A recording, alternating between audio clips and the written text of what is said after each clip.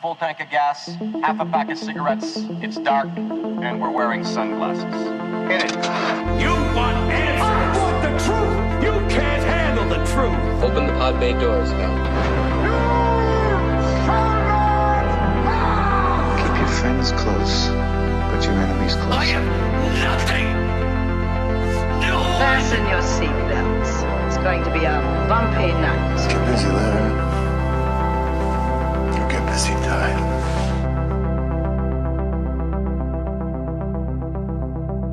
What is going on, everyone? My name is Michael and welcome to Cinemaze, a podcast where a bunch of mates chat about cinema over some drinks. Today I'm joined by, of course, Marvel expert Angus and his brother Tom, who's already been on the podcast. Boys, thanks for coming onto the show. How are you going? Yes, we're back. Very well. Good to have you on. First one with my brother. Here we go. Yeah, some brotherly love I'm today. here to take over the Marvel expert reins. Yeah, we'll see. No. So in this episode, we'll be diving into the MCU TV series Moon Knight Season 1, created by Jeremy Slater and starring Oscar Isaac and a star-studded cast. And while we do that, Tom, what are we going to be drinking today? We're going to be drinking some Balters. Nice. Listen to that. Nice effect there. Nice. Also, we're trying to get to 50 5-star reviews on Spotify, so please make sure you're following the podcast and give us a healthy 5 stars if we deserve it. Also, check out the Cinemaze YouTube channel where I post video essays on film and TV characters. Now, to listeners out there who haven't listened to the podcast yet, I'd like to get an idea of who our guests are and what they like to watch. However, both of you have already been on the pod Yeah, I've answered these questions a few times. but we got some new ones, new divisive ones for Tom. First question, Robert Pattinson or Andrew Garfield? I'm going to have to go with Andrew Garfield on this one. Well, I think Robert Pattinson has done some amazing work in The Batman and Good Time, The Lighthouse. Andrew Harry Garfield Potter. is... Yes, Cedric Diggory in Harry Potter. Andrew Garfield just tops it for me. You know, he's Spider-Man, Hacksaw Ridge, Social Network. There's just so many great ones he's been in. And Great body of work. yeah, great body as well. Whoa. David Fincher or Adam McKay? This was actually tough for me. Adam McKay has done some absolute all-time comedies, Mm-hmm. but you really just can't go past David Fincher when you're talking about film. You know, he's done Fight Club, Seven. He's done a couple of seasons of Mindhunter, which is sick. I'm glad you mentioned that. It gets swept under a lot, but it's an insane TV show. Yeah, he's sick. So you're going with Fincher. Fincher. He loves his Nice. crime, eh? Loves crime. Loves a good thriller and a mind bender. Next question, Nicole Kidman or Kate Blanchett? This was quite an easy one for me. I went with Kate Blanchett here. Okay. You know, growing up watching Lord of the Rings. Yeah. And then sort of recently with Thor Ragnarok. Mm. She was really good in that. And quite frankly, Nicole Kidman kind of annoys me. Annoys you? Why? I don't know why. It's just, That's not a cold take either, I don't think. yeah, I don't know why she annoys me. Was I know it she's a bit of an Australian particular icon. character or just her as a person? Yeah, What, look, just her as a what- person. I know. Yeah, I know You she's don't an know her, Australian. I know, but I don't know. I have no Just reason something- why. It's just something about it irks like him. yeah. Jeez, I don't know. tough critics out here. Okay, next question, Toy Story or Lion King? Hakuna Matata, Lion King, easily. Nice. Just great memories from the childhood watching that movie. Yeah. Toy Story was also a bit creepy in my opinion. I don't know Creepy? why. Just How yeah. so? I don't know. I don't have fond memories of Toy Story like I do Lion King. Okay. Maybe it needs a rewatch. Maybe. Those it's aliens creepy. are I pretty never creepy. saw the new one either. The fourth one. I haven't seen the fourth one either, but Toy Story 3 was very good. Shed a few tears at the end. Next question, Stranger Things or Game of Thrones? Stranger Things easily. Never really got into Game of Thrones. Watched about a season and a half and just sort of turned it off. Never Okay. came back to it. And yeah, Stranger Things is 3.5 seasons through right now, and it's just it never misses. Absolute fire. It is Season absolute 4 heat. just dropped. At the time of recording, it is very good. Long break between innings for Stranger Things, but yeah, season 4 is fire. Very keen for part 2. Yeah, came from that too. Yeah, I'm going to switch things up here. Like like Will did in the Batman episode. Took some Okay. inspiration from him. You got some questions. I've got a couple for me? questions for you, Mick. Firing back. This might be a bit of a controversial one for you, especially while we're on the topic of the MCU. If you could eliminate one of the original Avengers, who would it be? Oh. Wow. So like, Answer carefully. I have to eliminate one You of them. have to gun to your head, and you have to be like one of the original 6 is gone. Man. Wow. I think I know. Not who like he's gonna not say. killed off. I mean like never came Existed. in. Yeah, never existed. Never existed. I think in my head I know he's going to pick.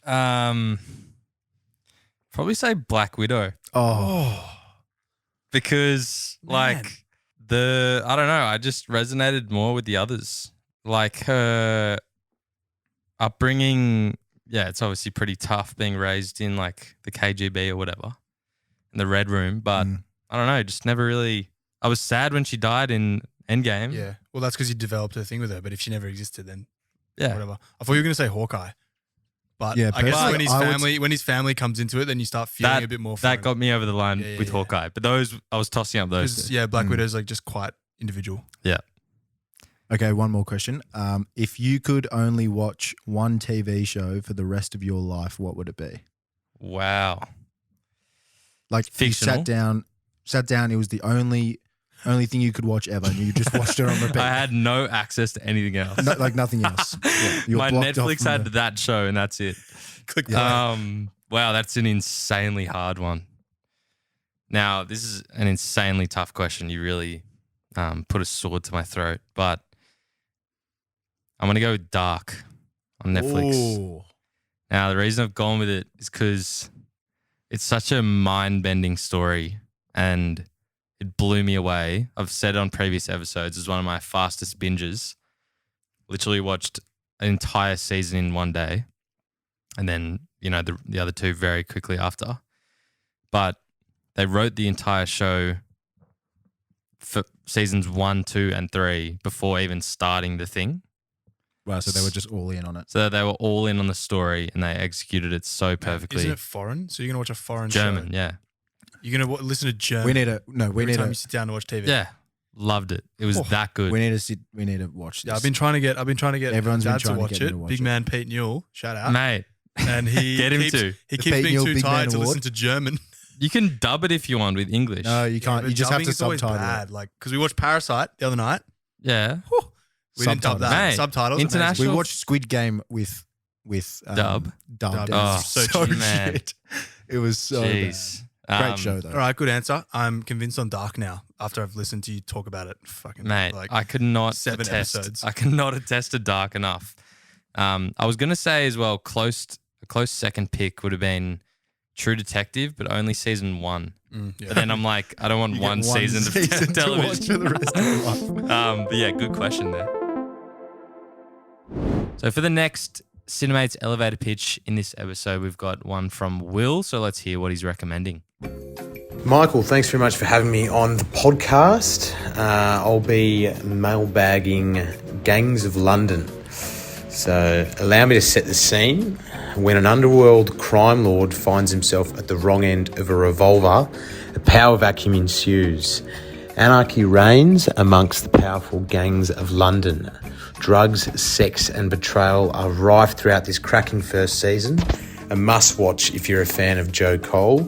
Recently been renewed for season 2, which I believe is coming out later this year. Now's the time to watch it.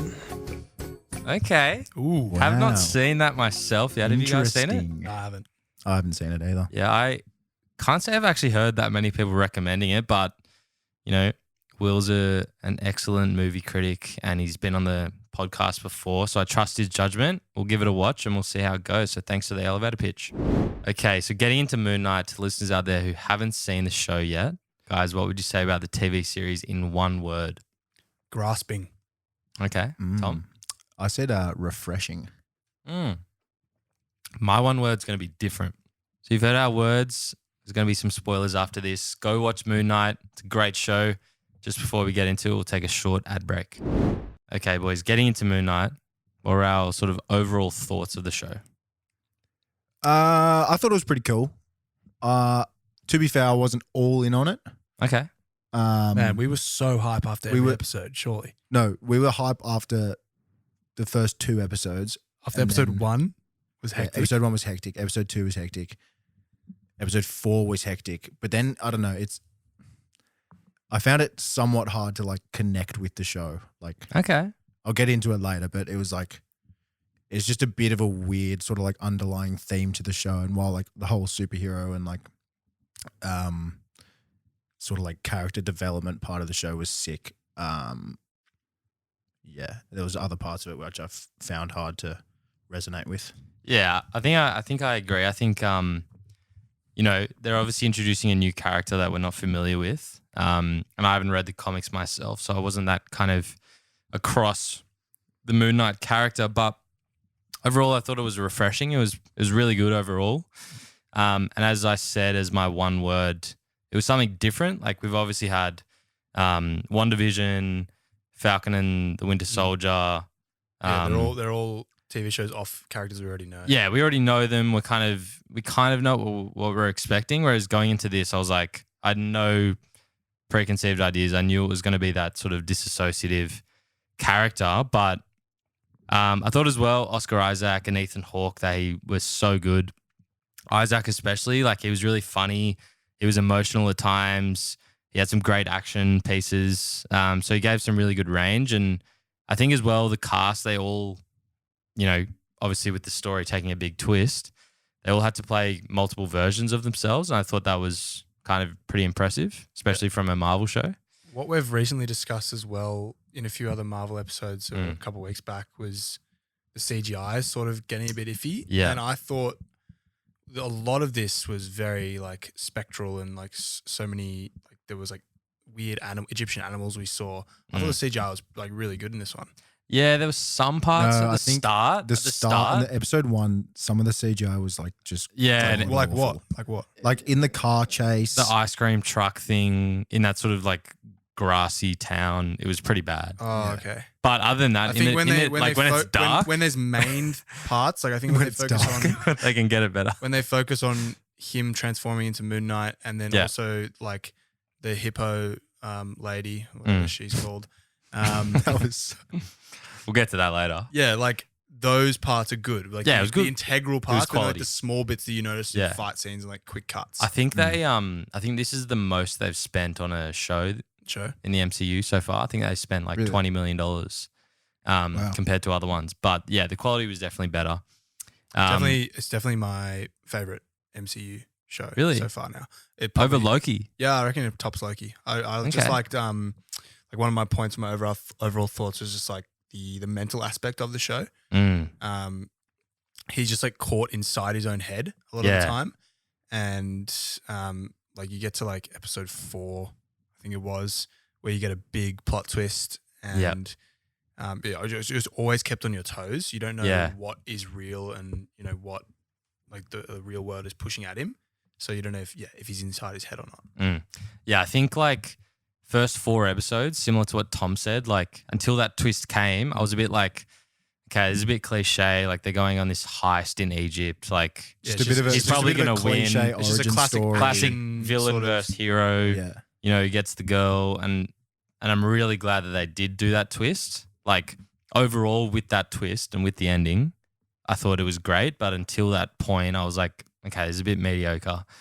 But overall, I thought, very unique story, and If I'm they- glad they like backed themselves into If that. they don't like bring him into the wider MCU, which Tom, you were telling me like while we were watching the show that they just wanted to say Yeah. like win an Emmy from the show, keep it as a 1-season thing, so they Oh, okay. so they I can see get like that. awards because the Marvel They want studios MCU have to never be really. really- Well, Round Oscar the Isaac awards. anyway only signed up. Like his contract only Yeah. lasted for one So season. that worries me. But I usually want him- usually when Chris Evans and Robert Downey Jr. sign up, they sign up for 5 or 6 movies. And Tom Holland, whatever, he will sign up for 4 or 5 movies. Yeah. Like he's signed up for that one series and that one series alone.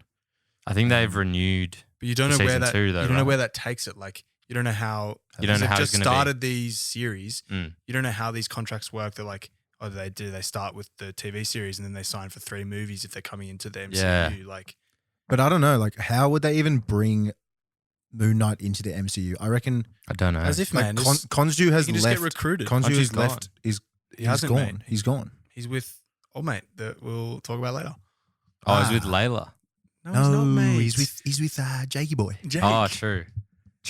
We'll get into that later, but yeah, I think that's interesting. I think as well, the banter was good. I liked it. It was a bit refreshing, pretty funny, a little bit cringe at times, and we'll talk about it later. But overall, yeah, as you said, Angus, It's some actually great action Oscar's scenes. banter with himself. Yeah, he's Him, bantering. Stephen and Mark bantering himself. I think He's that's pretty. bantering. It's pretty hard to like execute a show well when it's one actor playing multiple characters, especially when they're like in the same scene together. Yeah, And I think they pulled that off really well. yeah.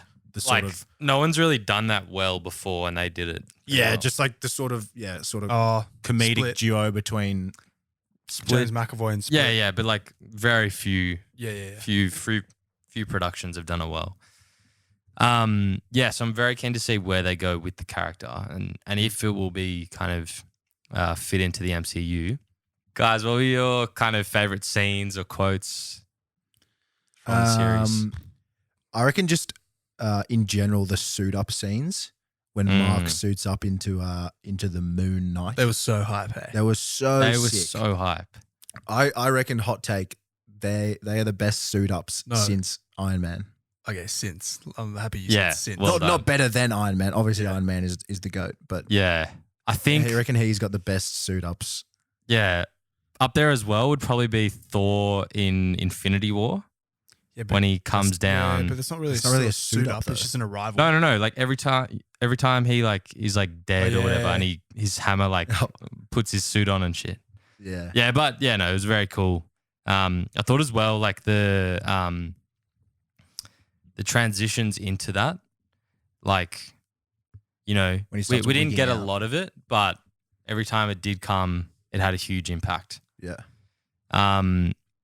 For me, like the biggest part of the show was that like insanely emotional scene when he flashes back to how Stephen was sort of created, how this branched off Yeah. personality was formed.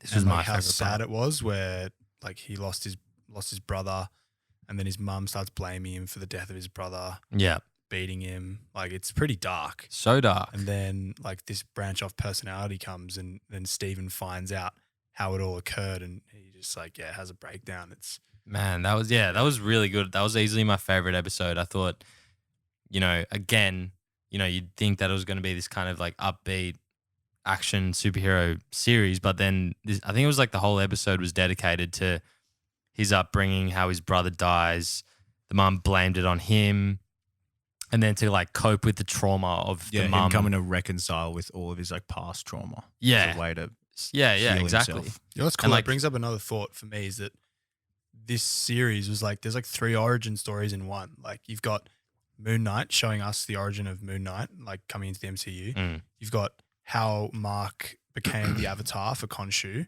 Yeah, and Stephen like figures that out along the way. And then you've also got how Mark branched off Stephen, branched off Jake, who we'll talk about later. yeah, So there's yeah. three in one. Yeah, I think it's really they executed it really well, and I think that within that my like favorite scene was where he has left his family, left his mum. He's still in contact with his dad, and obviously he puts on the kind of Stephen persona to hide Mark from like any bad things. But he's standing outside the like wake for his mum's funeral on the street, and the dad's like, come in, and he like can't do it. He's like crying. Oscar Isaac's just like killing it with his performance, and then he's just like, nah, I'm turning into Stephen. And then Stephen just comes out all like chirpy, starts like walking down the street, and like it was just so sad. Doesn't he get out his phone and like call his mum as well? Yeah, turns something into like that. Stephen? And it was Yeah, just such a good that's- scene. that's music, like, that is music's insane, blaring. Yeah, He continually, who's he calling? He's leaving voicemails for his mum constantly. who's dead? Stephen, yeah. Mm. Because when they're in the hospital as well, you see Mark say something about like his mum being dead, and Steve's like, my mum's not dead. Like, what are you talking about? Yeah. Oh yeah, yeah. So he's in like denial whenever he becomes Stephen. One of my good parts as well is how it was in the UK to start off with. And I'll just integrate a fun fact that Oscar Isaac made the decision to implement a UK accent for Stephen. I don't think he's meant to be British in the comics. Not in the comics. So the director was like, oh yeah, we'll roll with this. And then Kevin Feige was like, look, yeah, this works. We've got too many superhero origin stories that are in New York. So let's branch change it up. Let's branch out globally, go to UK, and it's sick because then you also really differentiates the two characters. Like, you know, okay, UK accent, Stephen. Yeah. American, Mark. Yeah, so good. I think as well, like on that point, Oscar Isaac's accent is so good. Like it doesn't. It's really good. It doesn't drop. It doesn't slip at all throughout. I guess if maybe you're from the UK, you might be able to catch him up a little bit. But for us, like, could not tell. Yeah. Obviously, knowing he's not British, but like, and there were some hilarious quotes. Like, he would say very British things. Like, he's like, no, mate, you're having a laugh. Like, just like, that's not true. That's not true. You both having a laugh. So many funny things like that. Like, sometimes it was a bit cringe, but like his accent in those things. What about was so Wagwan? Yeah. And he like, I got you, Wagwan. He says something about like, oh no, I prefer cricket, mate. Like something stupid, like, but it was good in that sense. Another one was, actually on that point, like, Mark being American, Stephen being British, like their banter between themselves was pretty funny when they're like, when they go to Egypt and there's a conflict where they keep going back and forth. And Stephen has like just started to get along with Layla. And Mark is like, if you lay one finger on Layla, I'll throw us both off a cliff. It's just like funny little jokes like that. 5 minutes later, he plants a little awkward kiss on Layla as well. Yeah. And then like turns into Mark, and Mark punches himself in the face. He takes over and punches himself in the face, and then turns back into Steven. What the fuck? One thing with that, like, this is something that I was a bit like, I couldn't like grasp. So Layla has married Mark, the human being Mark, but then physical, like, she's just like so like accepting that Mark has like these two personalities, and she just like goes with it. Well, in like, the first, gets no, it, like gets it. She was pretty baffled. pretty in like the hesitant. apartment Baffled, at the but like start. surely you'd still be like, nah. the first first 2 or 3 episodes, she's like thinks he's lying. She's like, yeah, whatever, mate. Like, whatever, Mark. Like, yeah, you're just doing a little character, like trying to be undercover. It's Yeah, pretty that's crazy true. as well. When he finds the phone in the apartment, and he sort of like reaches up into that like attic place, and he pulls out this phone, and there's like probably like 150 missed calls from Layla, like an insane amount, going like, Mark, where are you? And he like calls her back, and he's like, who are you? Why are you calling me Mark? And she's like, where have you been? Like, I've been calling you for days. she's And been he's calling like- all day long. He's like, who's Mark? That was funny. What do we think about the mental hospital twist? I thought it was pretty sick. I don't know. We sort of all knew it was coming, just from the trailer and stuff, and like basic knowledge from the comics. But when it actually happened, like after he gets shot in that sort of Egyptian temple, he gets shot and he wakes up to him sort of sitting there watching that movie. What's the movie called? The one that stars Stephen Grant? Tomb Raider. Yeah, it's like a fake. It's a fake. It's a movie. fake movie. It's called Tomb Raider in the thing. Yeah. It's called Tomb Raider in the Yeah. thing. And then Yeah, it's like an every Indiana every Jones character ripoff. that we've sort of seen throughout the first few episodes Is are like in there as in this patients and psychiatric stuff, hospital, yeah. And then like Ethan Hawke's character, Arthur Harrow, is his doctor. Yeah. And you're just like, what the fuck is going on? And is it Mark at first who's in the hospital, or is it Stephen? I think it's Mark. I think isn't it's it? Mark. Yeah. Yeah. Can I say, I was like adamant, like, okay, I sort of was like, okay, this is the afterlife. He's going to have to try to get back. Tom, you kept trying to convince me that, oh yeah, the whole part of the show, he's been in a dream, like it's fake. Like you were so convinced that like this is all in his mind, and because you were on like this is only going for one season, that it's all just going to be like like we get to see Moon Knight in action, but you know, he's not actually real. Well, that was all based on the fact that you see at the start he's like this. He's clearly mentally ill, and he's like got personality and identity disorders and sleeping problems. He ties himself to his bed and puts sand around his bed so he doesn't leave. Like he's obviously cracked in the head. But like when that sort of happened, I was like, he's all made this up in his head to sort of cope with some past trauma, and like that obviously he's in a mental hospital. So See, I never thought Kevin Feige would butcher a character like that again. Like not after the Mandarin and the uproar that got. Iron Man 3, where you bring in a character but he's not actually the real character from like the comics. So when they announced Moon Knight, I wasn't that familiar with it, but like watching a lot of YouTube, they're all saying about how there's this character who's got, multiple personalities and he's also this superhero. I was like, how on earth are they going to do this in a TV show? Yeah. But I think they did it pretty well. Yeah, they 100% nailed it, I think. Yeah, they did it well. As you said, it's like very different. It's very, very refreshing because it's something new instead of just exactly beating the nail into the multiverse. Yeah, for sure. And I'm glad that they did it.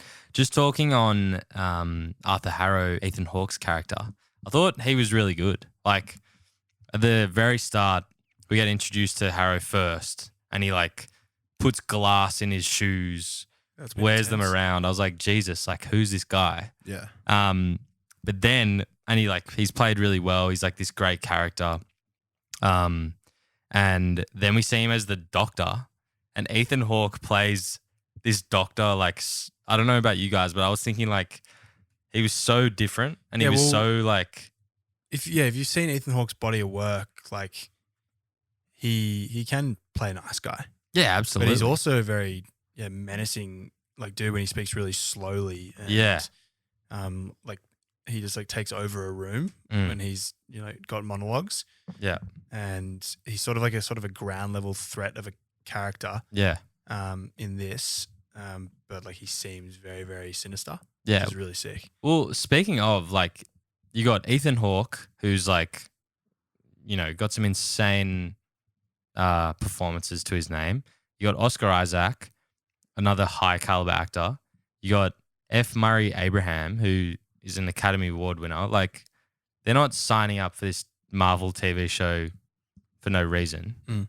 It had depth, it had range. So yeah, it was great.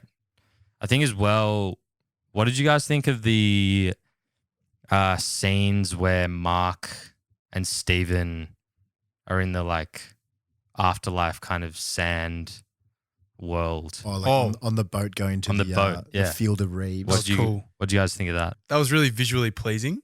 Yeah. I thought the boat was sick, like just going through the plain sand, like not actually going through water.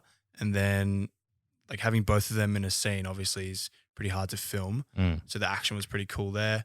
And then another point I had was that it's cool to see another part of the afterlife in the MCU, like a different culture's afterlife. Yeah. So this is sort of like the Egyptian culture's afterlife, as we've already seen, like Black Panther, the spectral plane that they have. So, there's like sort of different areas you can go when you die. Yeah. I think on that point, like there's obviously scenes where Mark is talking with Steven and like Oscar Isaac would be like hugging someone. But for other scenes, like, is he mostly acting on his own, or is there someone there?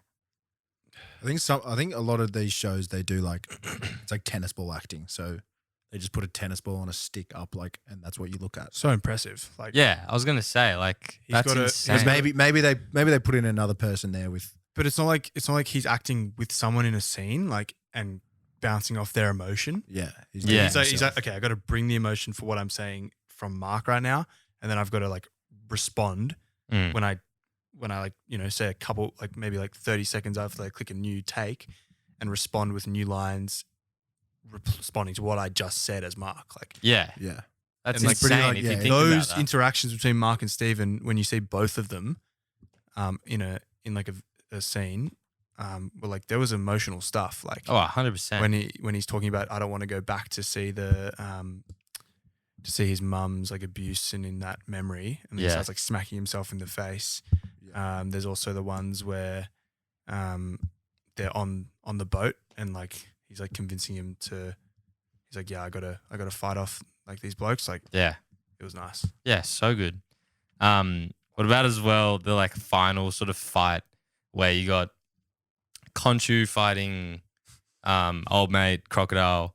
You got Steven / Mark / Moon Knight fighting Harrow. As well as Layla who gets her avatar. You got that really cool scene where Khonshu's like getting killed in the background in Egypt. And then underneath, Harrow is like about to kill Moon Knight. And it's like this kind of parallel thing. But then he snaps out of it and he's just like killed everyone and killed Harrow. You think that was a cool scene? It's cool. I think they used the snaps a lot where we could have seen some really cool action scenes, but then you snap and it's over and you're like, oh. Oh, okay. Okay. I sort of did I guess it's sort of see some action. I guess it sort of like symbolizes like how Steven is as like when he's in these situations and he like gets forced to turn into Mark. Yeah. So like Really high pressure situations. If we're in Steven's shoes, we're not gonna experience him like murking all these people. We're like he just blacks out. Yeah, and that's comes true. back and then That's they're a all good dead, point. and you're like, oh my god, what happened? I guess So you are like you stay. You're in the perspective connected of with Steven. Steven. yeah, I in guess that situation. we're meant to as the series flows along, we were always meant to follow with Steven the most. Yeah. Yeah. Yeah, that's true. And then obviously they wake up in the hospital. There's kind of that final confrontation. So now, is that real life if they go with season 2 and Jake? Yeah. Let's talk about Jake Jake's now. there, man. Jake's there. Like they alluded to So Jake. tell the listeners who Jake is. There's a third personality of Mark Spector, and that is Jake Lockley. I'm pretty sure he's sort of like gritty American, maybe like He's New Yorkin. He's New York. He's from Yeah, maybe yeah. like the Bronx or Brooklyn or something. Something like that. And at the end of the show, we think that Khonshu has like left Mark and Steven to their own devices, but turns out he didn't make that deal to leave them from Jake because we never really saw Jake, and Jake hasn't connected with the other two. And then he picks up Harrow and just shoots him in cold blood, just bang. Yeah. So that's like alluding to Pretty gnarly. season 2 and the adventures we could get with Jake Lockley. So Well, that was pretty cool. I think when sort of Moon Knight or Mark has Harrow sort of like beat and he's got him on the ground and he's about to kill him, and Khonshu's standing there. He's like, "Do it! Like you have to do it!" And he's like, "Do it yourself!" And he throws his like weapon away, and Khonshu flies away, and then it like flows on and you sort of get the final sequences, and then it cuts to Jake at the end, and Jake just kills him. So it's actually Khonshu killing Harrow. So he did do it himself. Yeah, but he used interesting. Jake as a He used Jake. as a device, as a method. Yeah. Yeah. That's interesting. Yeah. I'm curious to see if they do. I think season 2 has been renewed, but yeah, it'll be interesting to see if Jake / Khonshu / Moon Knight have a role within the extended universe. One thing I wanted to mention as well, they were going to, and I think they'd actually filmed it, have a cameo with Kingo from the Eternals as like an MCU crossover. I'm not sure how. Kingo or when. being the bloke that gets filmed. Yeah, Kumail Nanjiani. Oh yeah. But they got rid of Tom's favorite actor. it. The director said that it didn't really fit in and it was just like a throwaway sort of cameo, which I'm glad that they didn't do. Like it was good on its own. I think they've just got to get rid of the Eternals altogether. I think they provide nothing to the MCU. What about Harry Styles? Fuck Harry Styles. I don't care. Fuck you. He's not really a Jokes, proper, he's not really a Harry proper Styles Eternal. has got some He's not really a bangers on proper Eternal. He comes into like the galaxy element, Yeah, like, the universe. okay, not all of them.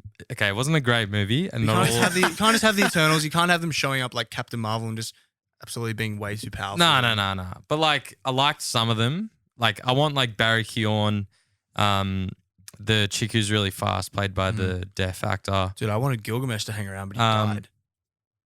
but strong you got dude. but like, you know, you can't have them all in there. Yeah. And I like the cosmic element, especially because in Thor, I'm fairly sure that Gore the God Butcher's home planet gets destroyed because of an Eternal inside the planet. So the Eternals is an important part. Yeah. Right. And that's why he hates gods. It's very like important with the celestial aspect as well. Yeah. Right. Okay. But regardless, wasn't a great movie. But I'm glad that they didn't include this Eternals very cameo. I'm just very. guy. I'm very passionate about anti-eternalism. Starting a movement on the Yeah. podcast. Let's get into some bad parts. We already kind of touched on them. What were some kind of key ones for you guys that really irked you? I'll probably just make mine quick. You just had a couple points. When we were talking about that Khonshu Amit fight at the end, I understand that they're quite large in the scene and large things move slow, but I don't like the slow-mo element of it. Like, it's just too slow watching someone like throw a massive like pole or axe into someone. Like, yeah, it's cool, but I want to see hand-to-hand combat really fast. You know, they're obviously huge and they weigh They just A move lot. a lot slower than because than of gravity, right? normal humans. And same with like Ant-Man and stuff. But yeah, I see what you mean. Yeah, I understand that. Ant-Man, yeah.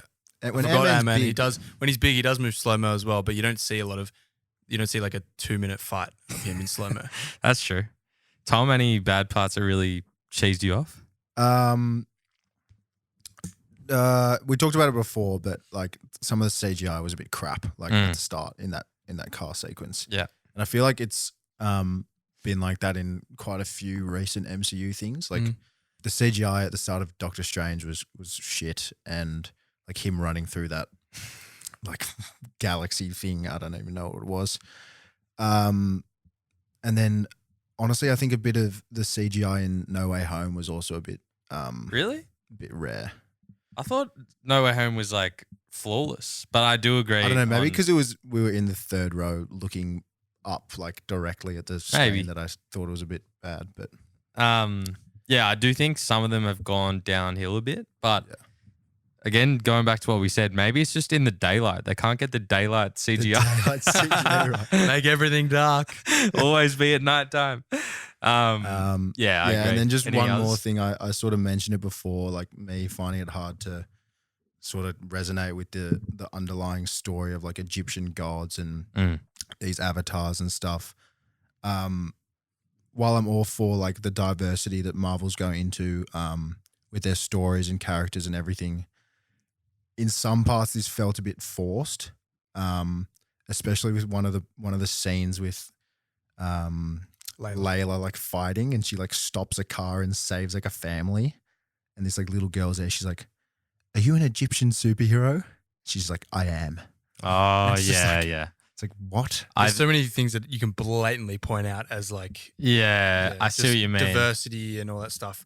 I saw all these posts on social media that were like from Marvel being like amazing to have Layla, whatever, as the first Egyptian superhero in the Yeah, it's like- MCU. So it is quite forced. Like, and as yeah. well, like talking about Doctor Strange, you got America Chavez, you got Miss Marvel. Like they're obviously trying to, you know, Diversify, show more ethnicities, show more gender, which is great, but just be normal about it. Yeah, you don't want to force it to a point where like it's not enjoyable. Like to we watch. we know she's Egyptian. We know she's a superhero. You don't need to We're clearly blatantly in outline it Egypt. to us in a line. And we appreciate like her heritage and her gender, but don't say like show, don't tell. Exactly. That's a key movie thing, right? Yeah. Yeah, I see what you mean. Yeah, I think that I completely agree with you guys. I think as well, some of the jokes were a bit cringe, but mostly it was pretty good. I think the bad parts were kind of redeemed by the story and the twist. And If some there of the is a bad joke, performances. it sort of rolls over pretty quickly, and then you're Yeah. encapsulated again, which is cool. And again, like I think Marvel in general is a bit notorious for some cringy jokes. oh, for sure. That's true. Disney. But overall, good show. Compared well to some of the other ones and better than, you know, some of their worser shows, I think. Yeah, 100%. Any Very, other- very keen for season 2 whenever that's coming out. Yeah. Yeah. We'll see what happens. We'll Very see how Mark, Spectre, or Moon Knight fits in. quietly, can we just say again, Oscar Isaac, an amazing casting. Wow. Yep. Amazing casting. So Amazing performance. performance. Just an amazing man all around. Oscar, if you're listening to this, hats off to you, my friend. Man, he killed it. I saw something that he, both him and Ethan Hawke weren't very big fans of the MCU, but the characters that they were able to play, they thought were really good and really deep. We obviously got multiple sides to them, some more emotional scenes. So glad that they accepted it. Like, don't feel that you're above Marvel. Yeah. Well, I think they if still Marvel killed it. can keep like creating these shows and movies that have like more sort of in-depth, sort of like characters and a storyline, they can attract better directors and better actors, and sort of like produce better movies. Because if you keep going for the like general superhero origin story, The blah blah blah, Captain like, America, I am all good, and even if you Yeah. keep forcing this, like, even if you keep trying to do what you did with like Phase 3 and forcing this sort of multiverse aspect into every single movie, like, I just don't think it's going to turn out well, if I'm honest. Yeah, I think agree. you almost got to start fresh, like go a different Build direction and build again. Yeah, I think I agree. I think like you obviously saw the success of the Batman, which is like, okay, we're just gonna reset. We're gonna make a really dark, gritty character study And a about Bruce different Wayne. take on Different take. the whole Gotham like Batman scenario. And that sort of formula of not worrying about like the DC universe, blah blah blah, like paid off. So I think they need to work out how they get that balance of like MCU story over the next like 5-10 years, whatever, as well as making each thing good. Otherwise, we're just going to get, these average ones like Eternals. And just these money grabs. Like Money grabs, really good ones like No Way Home.